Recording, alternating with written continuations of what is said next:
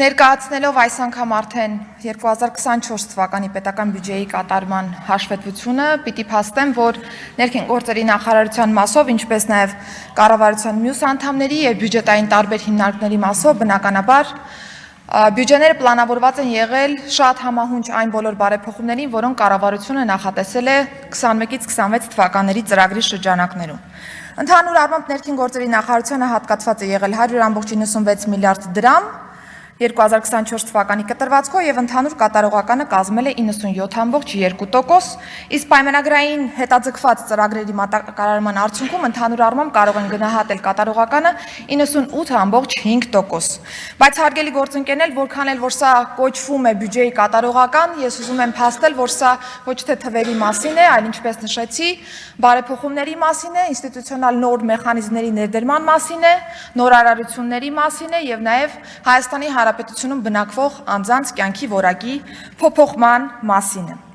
Բնականաբար մեր բոլոր գործողությունները միտված են այն տրամաբանությամբ, որ մենք կարողանանք նաև կոնկրետ այս դեպքում ներքին գործերի նախարարության մասով բարձրացնել նաև հանրային վստահության մակարդակը եւ վստահաբար մեր տարբեր ցուցիչները փաստում են հենց այս մասին։ Ես չեմ կարող ասել, թե ինչպիսի, այսպես ասեմ, վստահության ցուցիչների են հղում կատարում մեր գործընկերները նաև այս դահլիճում, բայց վերջին տվյալներով Հայաստանի Հանրապետությունում պետական կառավարման համակարգի մարմինների շարքում վստահության մակարդակով առաջին տեղը զբաղեցնում է Հայաստանի Հանրապետության ոստիկանությունը։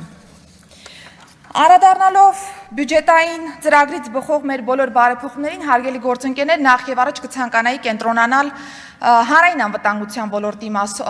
ոլորտի վրա, որը վերաբերում է այս դեպքում ոստիկանությանը եւ նաեւ փրկարար ծառայությանը։ Ոստիկանության մասով ես ասեմ, որ ձևավորված է այլևս նախարարությունը, որը քաղաքականության մշակման համար պատասխանատու մարմինն է ոստիկանության ոլորտի եւ ոստիկանության հենասյունային բոլոր ուղղությունների մասով ըստ էության քայլերը ակտիվ փուլում են գտնվում։ Բարեկային ծառայությունը վստահաբար տեղյակ եք, որ արդեն ամբողջ ծավալով գործում է Հայաստանի Հանրապետությունում, ունենք նաև ջրային բարեկային ծառայության գործարկում, նոյեմբերի 1-ից գործարկվել է նաև համայնքային ոստիկանությունը եւ քրեական ոստիկանությունը, եւ այս պահեդրությամբ ակտիվ քայլեր են ձեռնարկվում նաև հենասյունային 4-րդ ուղղության ձևավորման ուղղությամբ, որը ոստիկանության գվարդիան է։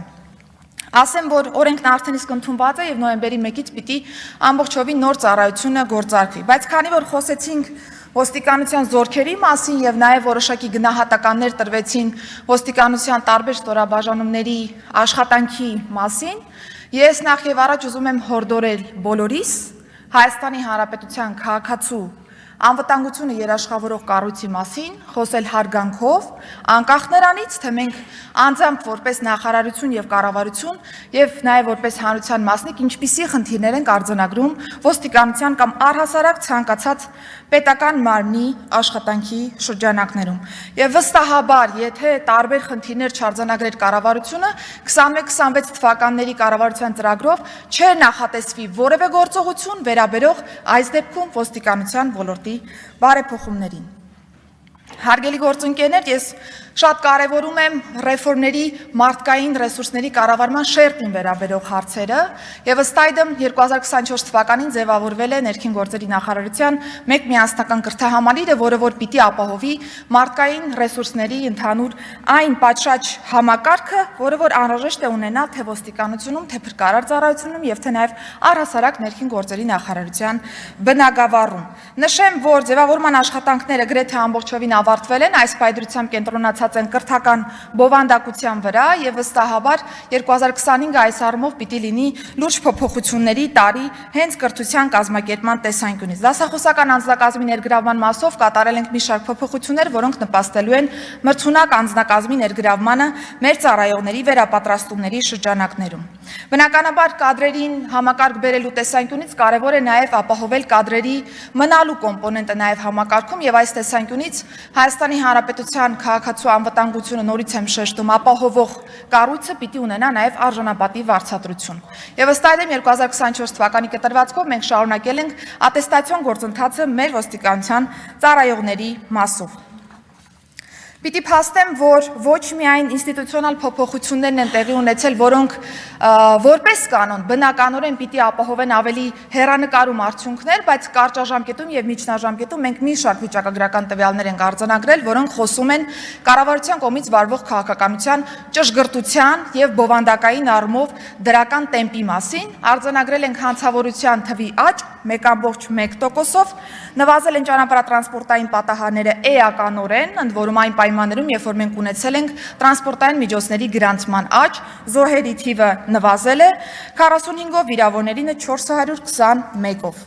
Բնականաբար մեծ կենտրոնացում ենք ունեցել նաև թմրամիջոցների ԱՊՆ-ի շրջանառության դեմ պայքարի ուղղությամբ եւ օրերս նաև կառավարությունը հաստատել այն նոր ռազմավարական փաստաթուղթը, որը առաջիկա տարիներին կլինի մեզ համար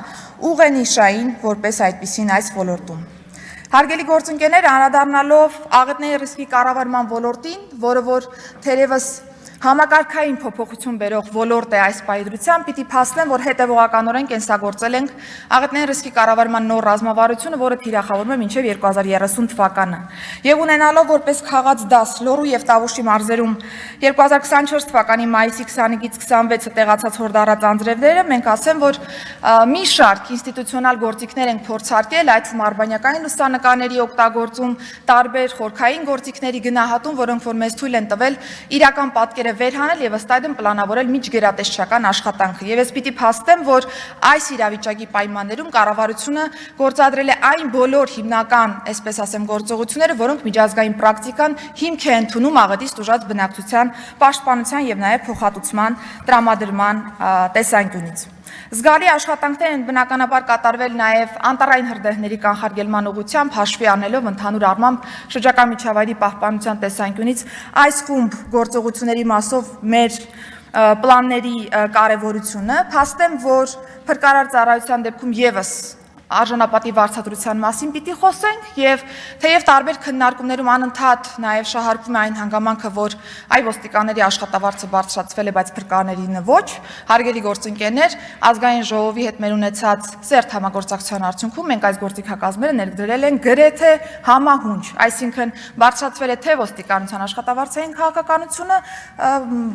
բյուջետային առումով եւ թե նաեւ փրկարար ծառայողներն եւ համակարգում այս պայծրությամբ գերազանց ատեստավորված փրկարարը ստանում է 557.541 դրամ դրամական բավարարում նախկին 297.000 դրամի փոխարեն։ Անդրադառնալով հանրային ծառայությունների մատուցման ոլորտին, ես պիտի փաստեմ, որ առօրյա ծառայությունները բնականաբար մատուցվել են մեր քաղաքացիներին, անցած տարվա կտրվածքով ձեռք ենք բերել 3 ՆԳՆ սպասարկումներ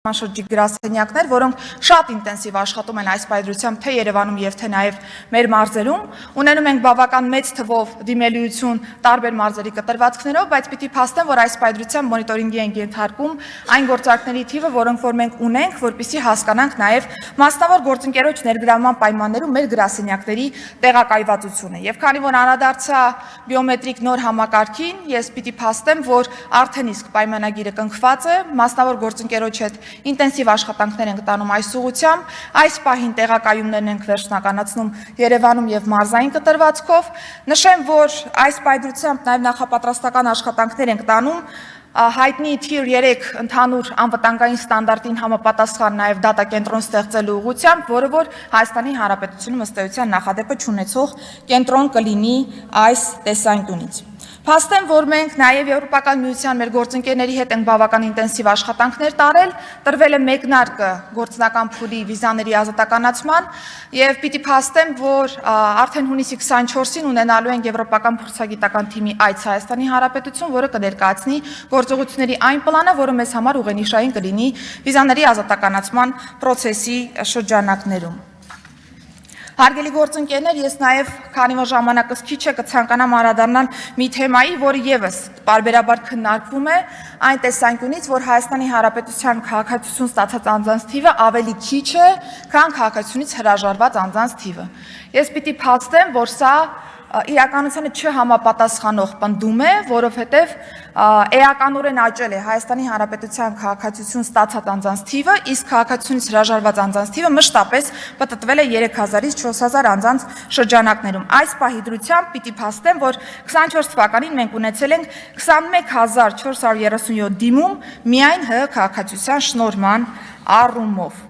Շատ կարճ թերևս այսքանը հարգելի գործընկերներ, սրանք այն հիմնական կետերն են, որոնք որ ցանկացա ընդգծել, մենք առիթ ունեցել ենք նաև ընդհանուր կառավարության ծրագրի իրականացման առաջընթացի զեկույցի շրջանակներում անդրադառնալու բոլոր մանրամասներին եւ ես ուզում եմ փաստել, որ 2025-ին մենք ըստ էության շարունակելու ենք ամրապնդել այն բոլոր արդյունքները, որոնք որ ունենք եւ բնականաբար կառավարության ծրագրին համահունչ նաև ձեռնարկելու ենք նոր միջոցառումներ ապահովելու համար բարձր արդյունավետություն նաև 2025 թվականի տեսանկյունից։ Շնորհակալություն։ Շնորհակալություն տիկին նախարար։